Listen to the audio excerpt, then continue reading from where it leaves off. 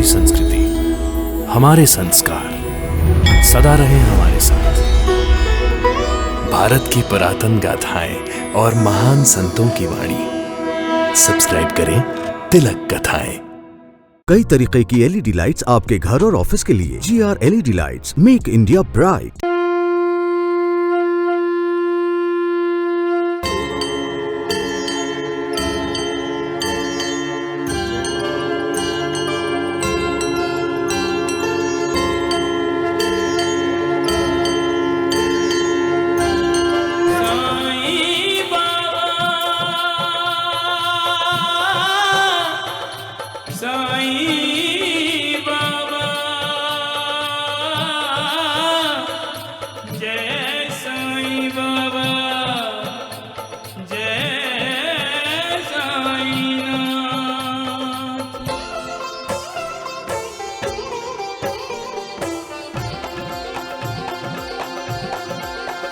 साईं राम साईं श्याम दुख भंजन तेरु नाम। साईं राम साईं श्याम दुख भंजन तेरु नाम। हे साईं नाथ तेरे आने से, हे साईं नाथ तेरे आने से हुआ धन्य ये धरती धाम धाम। साईं राम साईं श्याम दुख भंजन तेरु नाम। साईं राम साईं श्याम दुख भंजन तेरु नाम। सुख धाम धन धाम साईं राम साईं श्याम। गुण धाम यश धाम साईं राम साईं श्याम। ओ भक्त वत्सल दीन बंधु बाबा तुझे प्रणाम। साईं बाबा तुझे प्रणाम, साईं बाबा तुझे प्रणाम।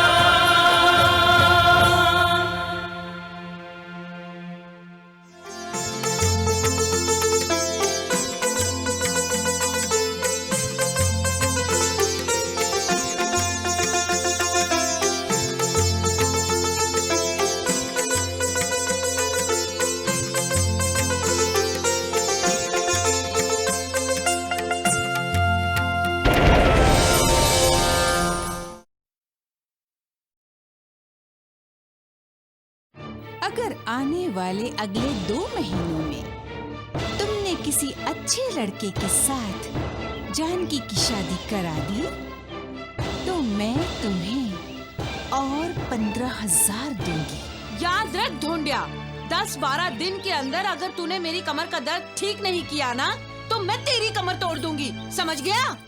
मालू दीदी तुम्हारे लिए एक रिश्ता लेकर आई है, बहुत अच्छे घर का लड़का है। जब उम्मीद की खिड़की बंद होते हुए दिखाई पड़ती है तो सामने होती है नाउम्मीदी, और यहाँ पर इंसान का दिल टूट जाता है। वो जान जाता है कि उसके नसीब में क्या लिखा गया है। उतार चढ़ाव जिंदगी का दस्तूर है बेटी। जो टूट गया वो सपना है, जो सच है वही अपना है। यही था ना वो आदमी, ये बनिया जो तुम्हें उधार देने से मना करता था। लेकिन बाबा चुप, नहीं तो फिर से पत्थर उठाऊंगा। नहीं बाबा नहीं। मुझे पागलपन का दौरा पड़ने से पहले इन्हें जो चाहिए वो दो। अरे इंसान इंसान की मदद नहीं करेगा तो कौन करेगा? केवल अपनों को ही अपना मत समझो, किसी दूसरे में भी अपनों को ढूंढने की कोशिश तो करो नथुराम। शगुन नानावली को समझाओ। अरे ये क्या नथुराम जी से डरा डरा से क्यों है? अरे बार बार पीछे मुड़ के किसे देख रहा है?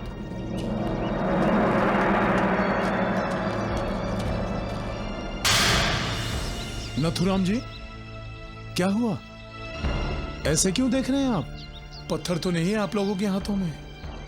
हैं? पत्थर? भला पत्थर क्यों होगा हमारे हाथों में? मुझे मारने के लिए साईं बाबा ने अचानक नरसिंह अवतार धारण किया था और मुझे पत्थर फेंक कर मारा। अरे आपने जरूर कुछ ऐसा किया होगा जो आपको नहीं करना चाहिए था। मैंने तो बस इतना किया था कि श्रवण को उधार देने से मना कर दिया था। यहीं आपने भारी गलती कर दी नथुराम जी और साईनाथ को क्रोधित कर दिया। खुशहाल चंद जी आप? नमस्ते महासभापति जी। नमस्ते शगुन जी।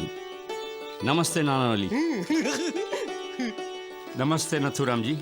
नमस्ते। आप ही के लिए मैं शिरडी आया हूँ। मेरे लिए? भला क्यों? कल दोपहर को मैं नींद में था, तब साईं बाबा मेरे सपने में आए थे। खुशहाल चंद, खुशहाल चंद।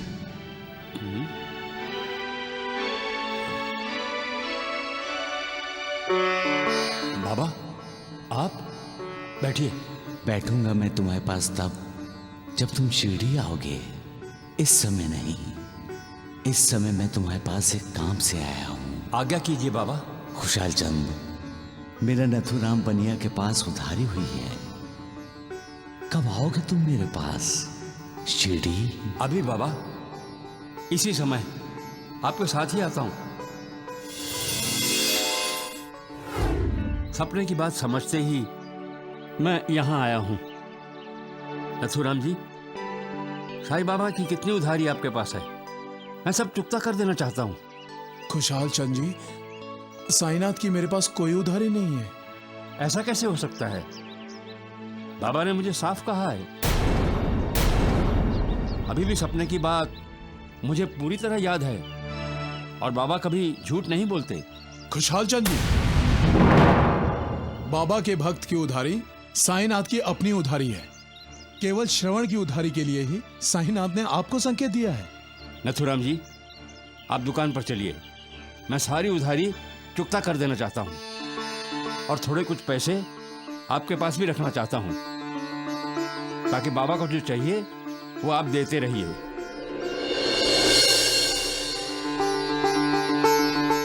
पैसे की चिंता मत कीजिए।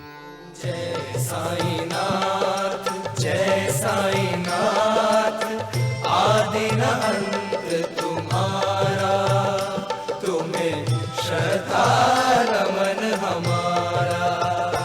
ओम जय साईनाथ, जय साईनाथ, आदि न अंत तुम्हारा, तुम्हें श्रद्धा नमन हमारा। धरती पर रहकर प्रभु तुमने तन अंबर तक विस्तारा।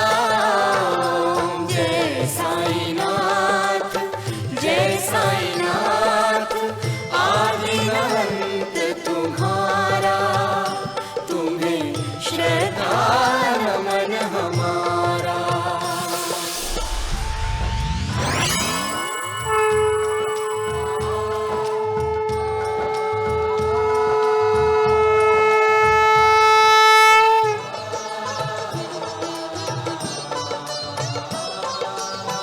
हम तो तुमसे जोड़ के बैठे नाते दुनिया वाले,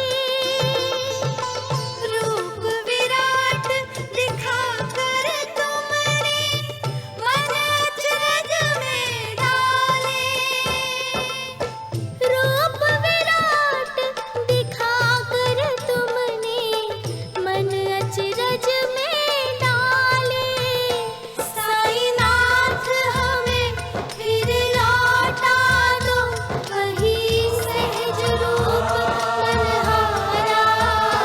ओम जय साईनाथ, जय साईनाथ, आदि न अंत तुम्हारा, तुम्हें श्रद्धा नमन हमारा।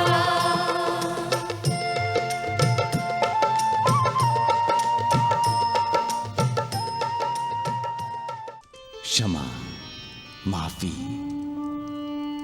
ये ऐसे शस्त्र हैं जिससे हम किसी पर वार ना करते हुए भी उस पर विजय प्राप्त कर सकते हैं। इंसान का अपना रवैया कैसा होना चाहिए, ये एक सवाल है जिसका जवाब बेहतर इंसान ही जानता है। लेकिन अफसोस इंसान ही इसे अमल नहीं कर पाता।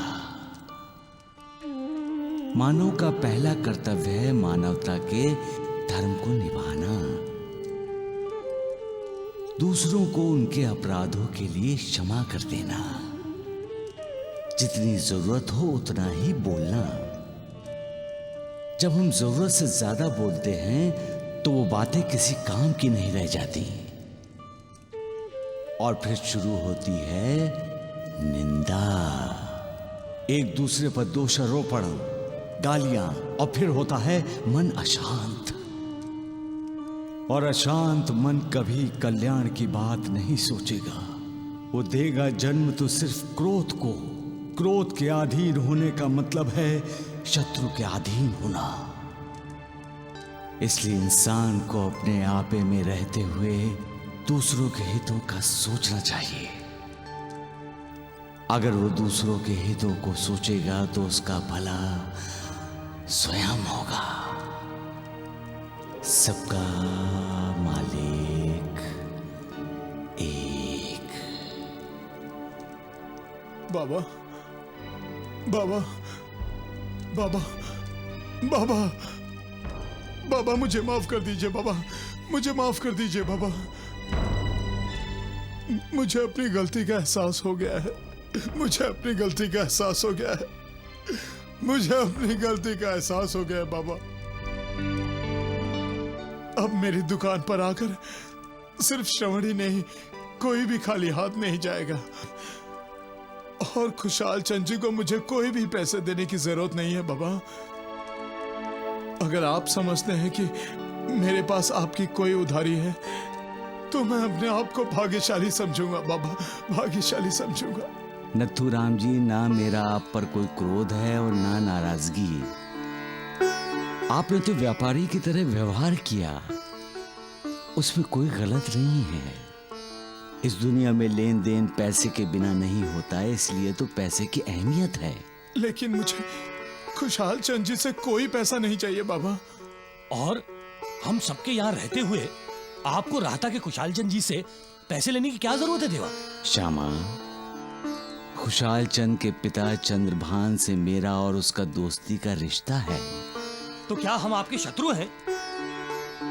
तुम मुझे गलत समझ रहे हो श्यामा। अरे ऐसी गलतियां आप बार बार करते हैं देवा। गुरुजी ठीक कह रहे हैं बाबा। खुशहाल चंद जी को तकलीफ देने की क्या जरूरत थी? आप हमें भी कह सकते थे बाबा। हर किसी का कार्य अलग अलग होता है सक्कू भाई। मेरा क्या कार्य है देवा? मुझसे बहस करते रहना।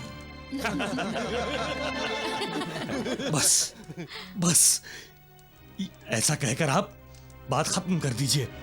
अरे आपने अच्छा नहीं किया देवा। हम गरीब जरूर हैं, लेकिन अपने भगवान के लिए हम कुछ भी करने के लिए तैयार हैं देवा, कुछ भी। शाबा, तुम बुरा मान गए। उधारी चुकाना तो एक बहाना था। दरअसल मैंने खुशहाल चंद को मिलने के लिए बुलाया है। अब फिर तुम मुझसे ये बहस मत करना कि मैं तुमसे बात करने के लिए कोई बहाना क्यों नहीं ढूंढता हूं। मैंने सिर्फ खुशहाल चंद को राहता से यहां बुला लिया। उसके आने से जो परिणाम सामने आया, शायद वो तुम्हारे या सगुण के नथुराम जी के पास भेजने से नहीं होता। श्यामा, अरे तुम सब मेरे अपने ही तो हो। साई राम, साई राम, साई राम। अरे वैदराज ढूंढू बाबा, क्या हो रहा है? दिखाई नहीं दे रहा है, दवा बना रहा हूँ। दवा बनाने से पहले भगवान से दुआ मांग ढूंढिया। ठीक कहा आपने द्वारकानाथ जी, नहीं तो कहीं ऐसा ना हो जाए कि लेने के देने पड़ जाए। हाँ? अरे लेने के देने कुछ नहीं पड़ेंगे। ऐसी दवा बनाई है कि तुरंत आराम मिलेगा। है? ऐसा ना हो आराम करते करते मरीज हे राम बोल जाए। ढूंढू राम। वैदराज ढोंडू बाबा। अरे राम राम, अरे राम राम राम राम। ये कालू क्यों आया है यहाँ पर? वैद्य जी, इसकी भी कमर में दर्द है। अच्छा, तो इसका मतलब तुमने ये दवाई इस कालू के लिए बनाई है, कृष्णा माई के लिए नहीं। अरे दवाई तो कृष्णा माई के लिए ही बनाई है, लेकिन इस दवा का प्रयोग पहले मैं कालू पर करना चाहता हूँ। ले कालू, ये दवाई की पुड़िया मैंने तैयार कर दी है। घर जाके पानी के साथ खा लेना, तुरंत आराम मिलेगा, तंदुरुस्त हो जाओगे, कबड्डी खेलोगे। मेहरबानी वैदराज जी।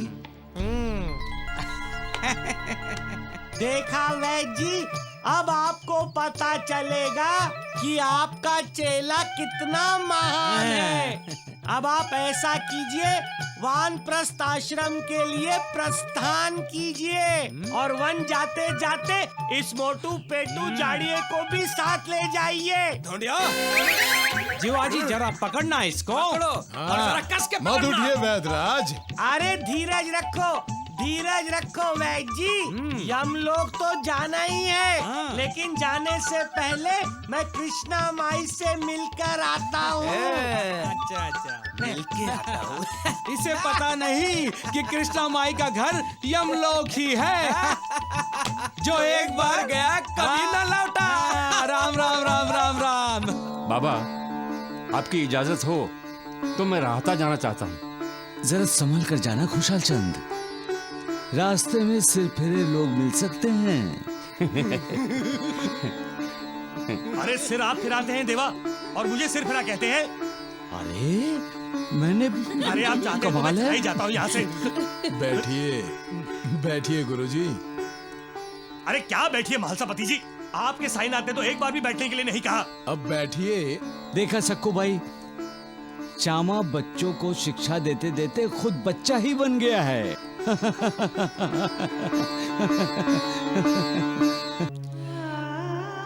मैंने सपने देखना छोड़ दिया है, रघुराम जी के बारे में सोचना भी बंद। लेकिन इसमें गलती मेरी है, मैंने ही आसमान को छूने की कोशिश की।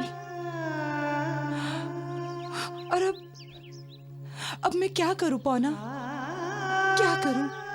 एक बार रघुराम जी की माँ ने शादी से इनकार कर दिया, तो फिर क्यों उस इनकार के साथ मैं जुड़ नहीं पा रही हूँ? उस आशा के साथ क्यों जी रही हूँ जिसका अंत सिर्फ निराशा है? क्यों क्यों?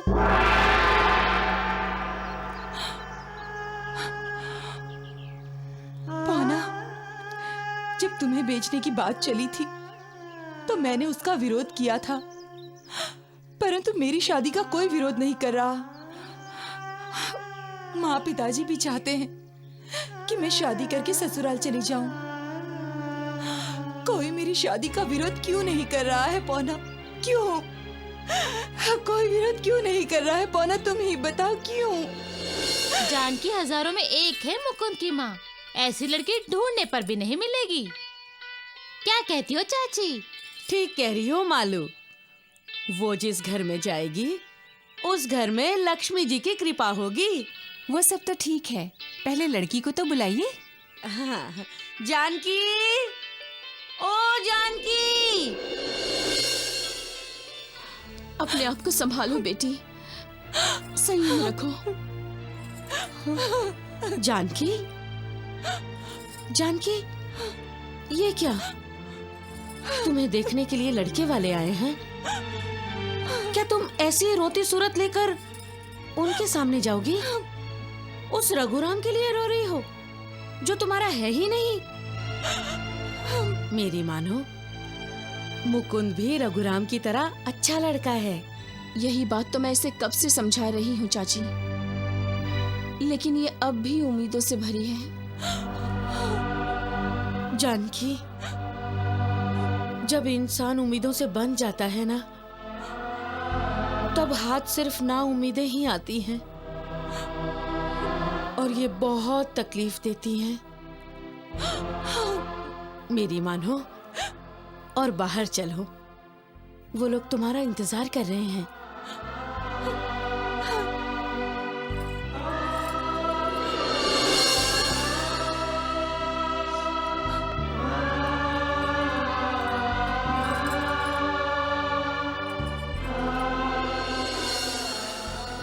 जिससे भी तुम्हारी शादी हो, ईश्वर से यही प्रार्थना है कि वो तुम्हें हमेशा सुखी रखे।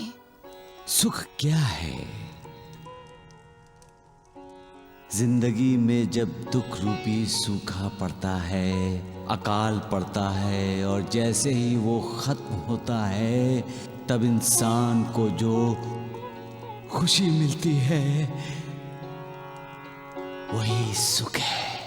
सच तो ये है कि दुखी इंसान का सच्चा साथी है, लेकिन इस साथी का साथ किसी को अच्छा नहीं लगता। और ऐसे में जैसे ही कुछ पल के लिए ही सही इस साथी का साथ छूटता है और जो आनंद इंसान को मिलता है वही सुख है। संत महात्मा कहते हैं, इस दुनिया में सुखी पूरी तरह से कोई नहीं है। हर किसी को कोई ना कोई तकलीफ है, कोई ना कोई परेशानी है, निराशा है, उदासी है, और यही दुख है। जिंदगी दुख का दरिया है। फिर सुख क्या है? दिल को जिससे तसल्ली मिलती है वही सुख है। हम जैसा सोचते हैं वैसा ही जब होता है और उससे जो खुशी मिलती है वही सुख है। अपने परिवार को सकुशल देखना, खुश देखना सुखी तो है।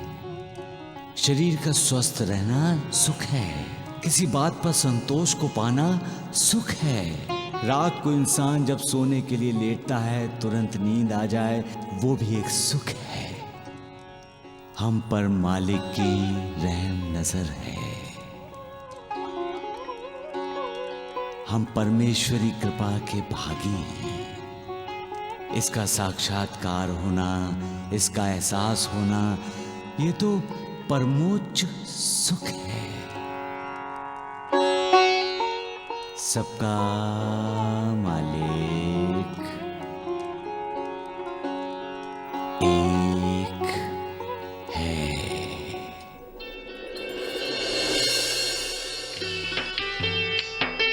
यह है हमारी बेटी जानकी। जानकी, ये मुकुंद है और ये मुकुंद की माँ और ये पिताजी। जानकी, अपने हाथों से सबको मिठाई खिलाओ।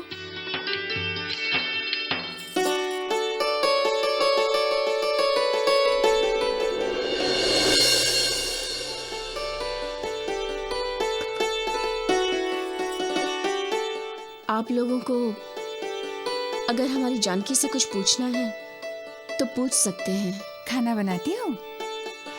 जी। और घर का कामकाज? करती हूँ। हमें जानकी पसंद है।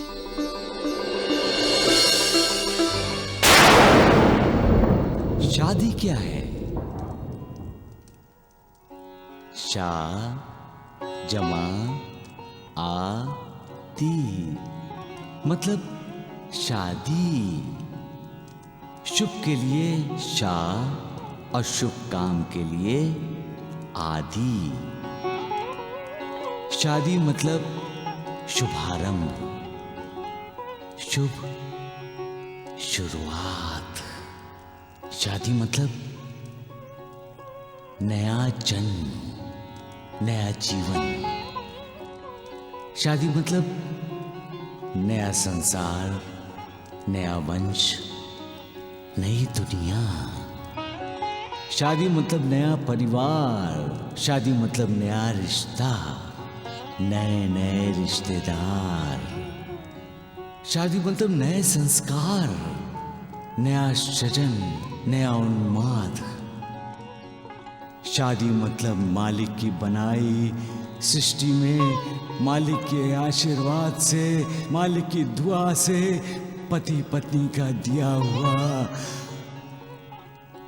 योगदान सबका मालिक एक। नारायण राव जी, मैं सोच रहा था कि अब कुछ व्यवहार की बातें भी हो जाएं तो अच्छा रहेगा। हाँ हाँ, बोलिए। जैसा कि हमें बताया गया है, आप कन्यादान वैसे ही करेंगे जो हमारी प्रतिष्ठा के अनुकूल हो। जी, मैं भरपूर कोशिश करूंगा। कोशिश नहीं जी, भरोसा।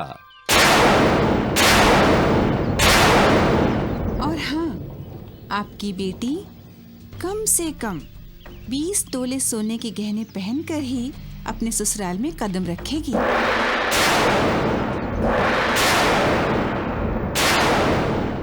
शादी के दोनों तरफ का खर्चा भी आपको ही उठाना होगा।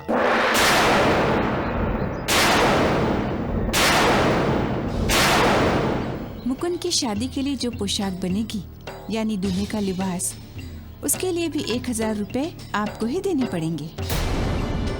शादी के बाद साल में जितने भी त्योहार आते हैं, उसमें मुकुंद का यानी दामाद का स्वागत और सत्कार होना चाहिए। लेकिन मेरे पास इतने सारे पैसे नहीं हैं। जब नहीं है तो हमें क्यों बताया मालू दीदी ने कि आप शादी धूमधाम से करना चाहते हैं? मुकुंद की माँ, बहुत जल्दी नाराज हो जाती हैं आप। हमने आपको बुलाया है वो इसलिए हमें शादी करनी है। बात थोड़ी समझदारी से हो तो दिल में कड़वाहट नहीं आती। लेकिन ये तो हमने अब तक नहीं कहा कि आपने जो चाहा है वो हम नहीं करेंगे। आपने जो कहा है वो हमें सब मंजूर है मुकुंद की माँ।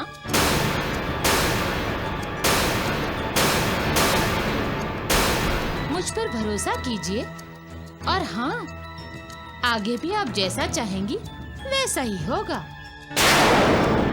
आपके घर ही हमारी जानकी को जाना है, भला उसकी सास को हम नाराज कैसे कर सकते हैं?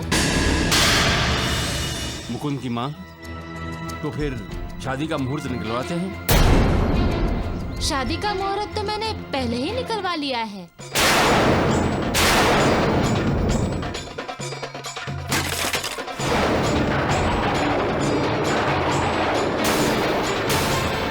अरे, शादी क्या सिर्फ लड़की की होती है? लड़के की भी होती है और लड़के की भी होती है। लड़का और लड़की दोनों की शादी होती है। दोनों को एक दूसरे की जरूरत है। दोनों ही एक दूसरे के पूरक हैं। ये बात लड़के वाले क्यों नहीं समझते? क्यों लड़की के माता पिता को परेशान करते हैं? लक्ष्मी की माँ, लगता है बाबा के किसी भक्त को परेशान किया जा रहा है। शादी में हमें ये चाहिए, शादी में हमें वो चाहिए, ऐसा ही होना चाहिए, वैसा ही होना चाहिए। शादी ना हो गई, बाजार की सौदेबाजी हो गई। हर कोई खड़ा है अपने लड़के को बेचने के लिए। हर कोई ज्यादा कीमत वसूल करना चाहता है। लड़का शराबी हो तो भी उनकी मनमानी, लड़का जुआरी हो तो उनका लड़का खरास होना। लड़की का तो कोई महत्व ही नहीं है, कोई अहमियत ही नहीं है। जाते हैं लड़की लाने, लेकिन नजर उनकी होती है उस घर की लक्ष्मी की तरफ। लड़की सुशील है, आज्ञाकारी है, बड़ों का मान रखती है, कुड़ी है, उसकी तरफ किसी का ध्यान नहीं जाता। अरे लड़की की शादी करनी है तो लड़की वालों को लूटो। अरे पैसों को नहीं, लड़की को महत्व दो। उसे महत्व देना चाहिए, क्योंकि अगर वंश बढ़ेगा तो उसी लड़की से। वही लड़की तुम्हारा घर संभालने वाली है। कोई लड़की किसी के घर का फूल है, किसे सजना तुम्हारे घर में है। जरा उस लड़की के दिल में झांक कर देखो, क्या बीत रहा होगा। जिस घर में उसकी किलकारियां गूंजी, जिस घर में उसने अपने माँ बाप की उंगली पकड़कर चलना सीखा, जिस घर से उसका अपना वजूद बना, वही घर एक दिन पराया हो जाएगा। ये एहसास ही कितना दर्द देता है। अपने ही घर में परायपन का एहसास, ऊपर से जिस घर में वो जाने वाली है उस घर में लड़की नहीं, लड़की के बदन पर भरा हुआ सोना चाहिए। इतने तोले सोना, इतना तोला चांदी। शांत हो जाइए साईनाथ, शांत हो जाइए। अरे कैसे शांत हो जाऊं महासभापति, कैसे शांत हो जाऊं, ये जानते हुए भी कि लोग कितने अंधे हो गए हैं। जहां संस्कार देखना चाहिए वहां पैसा देखते हैं, वो पैसा जो किसी के पास ठहरता नहीं महासभापति, चंचल है, आज है तो कल नहीं है। संस्कार वो है जो जीवन के अंत तक साथ रहता है। अरे खूबसूरती देखनी है तो इंसान के अंदर को देखो जिसमें सुगंध हो। वो बाहरी खूबसूरती ही किस काम की जिसमें कोई खुशबू ही नहीं। शादी केवल लड़का और लड़की के बीच ही नहीं होती, दो घरों के बीच, दो खानदानों के बीच में होती है। लेकिन शादी के नाम पर एक घर आबाद हो और दूसरा घर बर्बाद हो तो उसे शादी नहीं कहते हैं।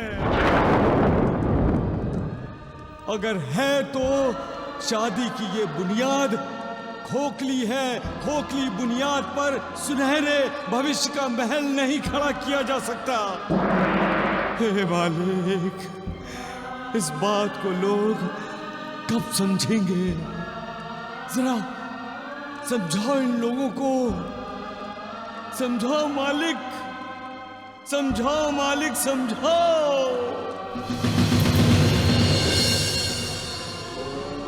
सबका मालिक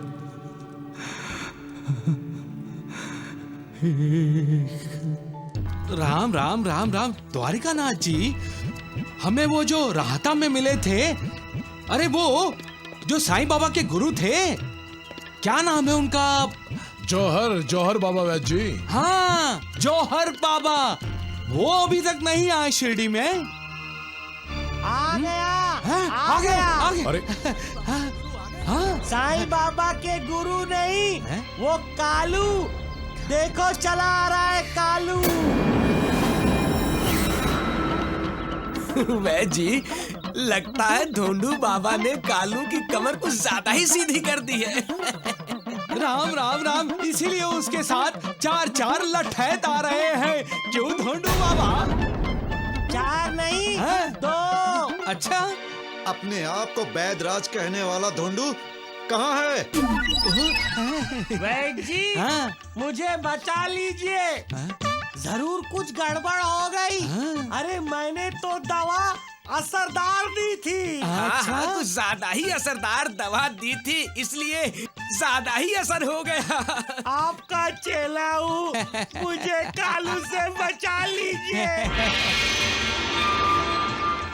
परंतु मैं यहाँ कहाँ हूँ धोंडू बाबा? आप ही ने तो मुझे वानप्रस्थ आश्रम स्वीकारने के लिए कहा था, मैं वही हूँ। क्यों द्वारिकानाथ जी? ढूंढिया। अरे राम राम राम राम, द्वारिकानाथ जी, जीवाजी, लगता है ढोल बजने का समय आ गया।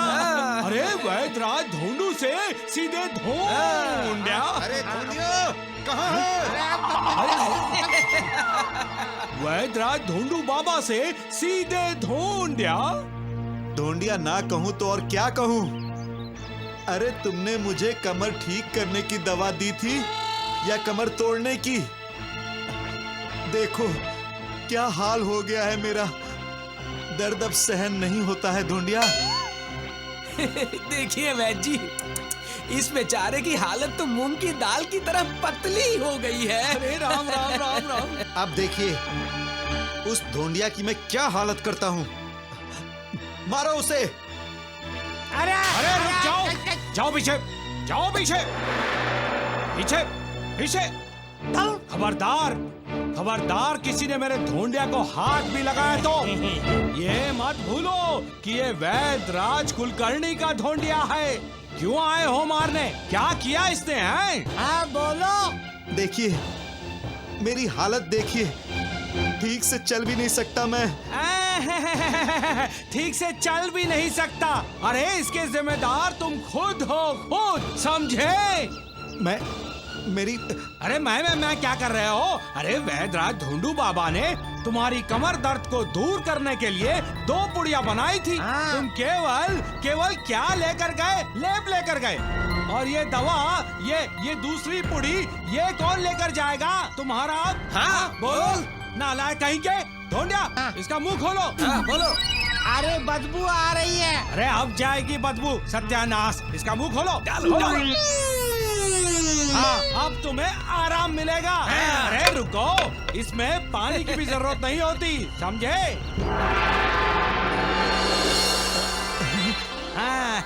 ये दवा तो रामबाण निकली, लेते ही असर। मैंने कहा था ना तुमसे। वैद्यराज ढोंडू बाबा, मुझे माफ कर दीजिए, गलती मेरी थी। जाओ, माफ किया, निकलो। चलो भाई। जी। हाँ ढोंडिया, मैं तुम्हारा गुरु हूँ। इतना बड़ा धोखा।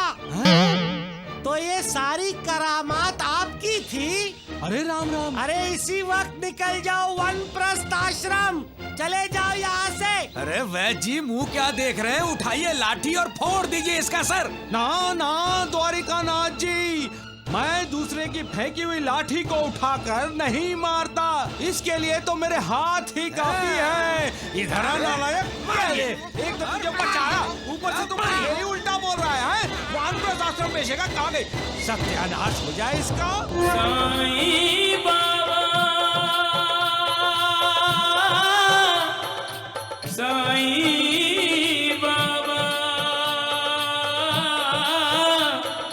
जय साईं बाबा, जय साईं नाथ। वैद्य जी। हाँ साईं बाबा। तो देखो लोग कैसे साईं बाबा के पैर छू रहे हैं। अरे मूर्ख है वो लोग। अरे तो ऐसी मूर्खता तो बार बार करनी चाहिए। वैद्य जी चलिए हम मूर्खता करते हैं। मूर्ख नालायक, तुम मुझे उस ढोंगी के पैर छूने के लिए कह रहा है? चुप रह, नहीं तो मैं तेरे पैर तोड़ दूंगा, समझे? बाबा, अच्छा हुआ कि आपके दर्शन हो गए। मैं शिरडी जा रहा था आपकी पूजा करने के लिए। मैं आपकी पूजा करना चाहता हूँ बाबा। देखा वैद्य जी, ये ढोंगी साईं कैसे खुलेआम अपनी पूजा आरती करवा रहा है। राम राम राम, मैं देख ही रहा हूँ द्वारिकानाथ जी। ये ढोंगी साईं पूरे शिरडी में अपना महकमा बढ़ा रहा है। हाँ। जय साईनाथ। वैद्य जी, हमें इसे रोकना चाहिए। अरे रहता का इसका गुरु जब आएगा तब आएगा, लेकिन उसके आने के पहले हम इसका महत्व बढ़ने नहीं देंगे। हाँ, ये क्या कर रहे हो तुम? किसने कहा मुझे चंदन का टीका लगाने के लिए? लेकिन बाबा, भगवान, ये साईं अचानक बिगड़ क्यों गया? अरे जब 2 राहु केतु खड़े हैं तो बिगड़ गए। राम राम राम राम द्वारिकानाथ जी, ये बाबा अचानक इन्होंने अपना तेवर क्यों बदला? हैं? मेरी तो कुछ भी समझ में नहीं आ रहा है। मेरे भी कहाँ आ रहा है वैद्य जी। अरे समझ नहीं आया तो समझने की कोशिश क्यों कर रहे हो? चलो। अरे रुको, पहले मुझे तुम्हें समझाने दो। समझाइए। बोलते हो तुम? हाँ। अब समझ में आया। अरे ठहर, कहाँ जा रहा है? चल रख नहीं कर सकता।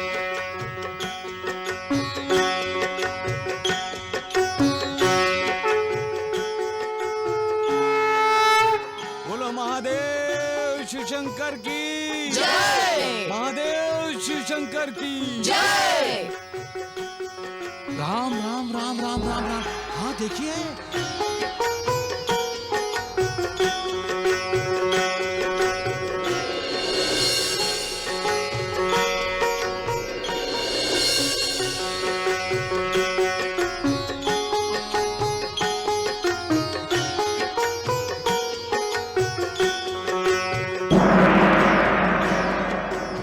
साईनाथ, मंदिर के अंदर भी भगवान है, मंदिर के आंगन में भी भगवान है।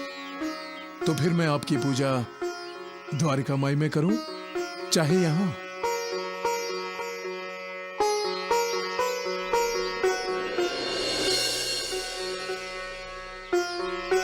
देखा वे जी आपने, वो ढोंगी साईं भगवान के मंदिर के सामने अपनी आरती करवा रहा है। देख रहा हूँ द्वारिकानाथ जी, मैं भी देख रहा हूँ। वैद्य जी, सिर्फ देखने से काम चल जाएगा?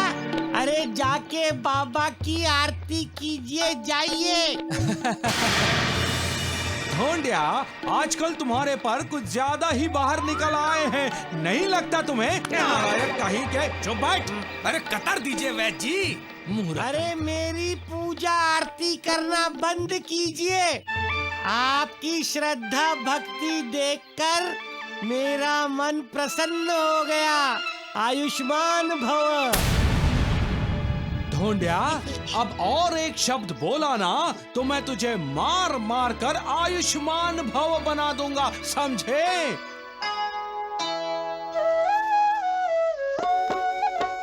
तुम ही राम तुम ही श्याम साईनाथ मेरे, तुम ही राम तुम ही श्याम साईनाथ मेरे।